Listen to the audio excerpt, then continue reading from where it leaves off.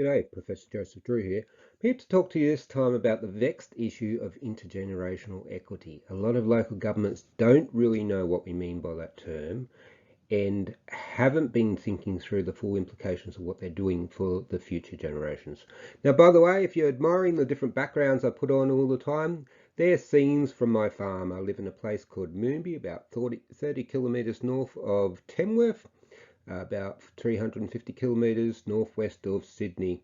And this is young Halev, one of our cows, who is getting very excited about the Christmas spirit.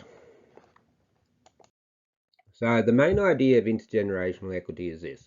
It's reasonable for future generations to make a contribution to the assets that they will ultimately use. So something like a steel bridge, this is a harbour bridge, that'll last for 100 years or more. Why should the existing generation pay all the cost when they won't get all of the benefit? The existing generation might be around for 50 years, 60 years, but after that time, they won't be around to be enjoying this asset. Why should they have paid the full cost of it? This is a basic idea of intergenerational equity. And the idea is to get more fairness, more equity.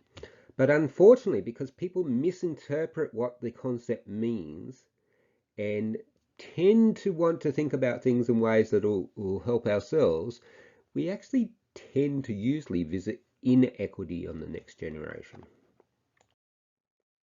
So the best way to think about this issue of intergenerational equity is with reference to what's called the personal budget metaphor. So think about your own budget. Now, if you go and buy something big that has an enduring long life associated with it, like a car or a home, you'll usually go out and get a personal loan for a car or a home loan for a house. And most of us think that's a reasonable and prudent thing to do because this is a long life asset. We'll get lots of benefit for many years to come. It's reasonable to borrow money in those circumstances. But guess what? When we take out a loan for a car or house, we expect a few things to happen. First of all, we expect to straight away be required to make repayments on that loan. Now, those repayments will come about through some sort of a sacrifice. You'll either have to earn more money or spend less money.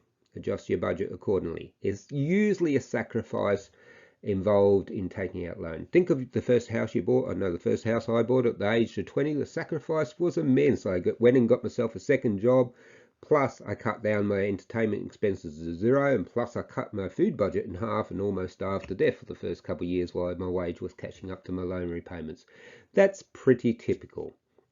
Now, the second thing that we expect when we take out a loan is that we personally will have to fulfill the obligation. So if I take out a home loan or a personal loan, I don't expect other people in Moonby to pay off part of my loan for me. I don't expect my children to pay off part of my loan for me. I would never do that. I expect and want to leave my children in a better position than I myself found myself in. So they're really important concepts to hang on to for a minute. So it's the same when we take out debt for long-lived local government assets. Yes, it can promote intergenerational equity, but only if a few things happen. And the most important of this is that we, the current body of taxpayers, make some sort of sacrifice. We either have to pay more fees or more taxes, or we have to cut back in our budget elsewhere, maybe give up some discretionary services or put off some new project that we were hoping to spend money on. That's typical and consistent with the personal budget metaphor. Now, what typically happens is that local governments will say, look, we're building a new asset, it's going to last for 50 years or 100 years, so we're going to take out debt to fund it, so the future generations also have to pay their share. But then the current generation doesn't make a sacrifice.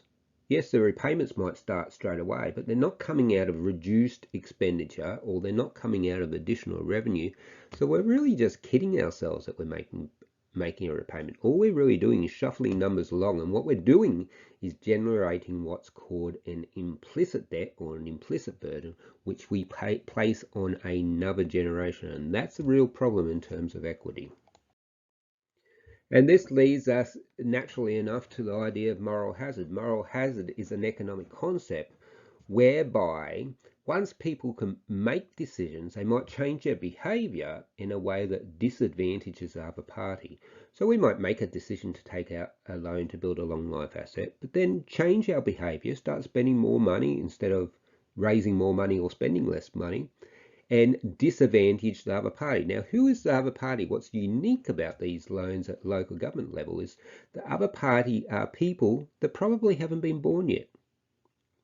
That's quite a unique situation. It's certainly very different to the personal budget metaphor, where I personally get all the implications and consequences of my decision to take on debt.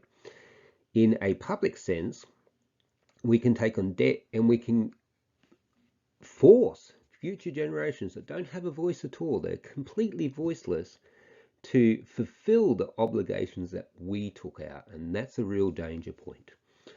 And as I said, these implicit debts are a particular problem. So it can look like you're paying off your loan, but if you're doing so by putting off maintenance on assets or putting off other infrastructure that must be built, or accruing other liabilities on your financial statements, you're not actually paying off the loan at all. You're racking up these implicit debts. This maintenance that we might be putting off in order to pay our loan repayments on the asset that we just built is really a debt for the future generation. At some stage, that maintenance will have to be done. And that's just as burdensome giving them that as giving them a bank loan to pay off. And in fact, in many cases, what local governments are doing are actually giving them both a bank loan and an implicit debt as well. And that's really quite difficult to defend on moral grounds. And what's always interesting to me is it's so much different to what we would do in our personal finances. Most of us, I'm sure all of us, would never dream of burdening our children with debts for things that they may not even get to use. We all want to leave our children better off than what we are. Yet when it comes to public debt, we seem to be okay about leaving our children with trillions of dollars of debt like we are doing at the federal level, often for things that are already completely consumed, and that's a real problem. I've got some other videos on this topic, and I suggest you watch them too if you're interested in getting more in touch with those moral issues associated with debt.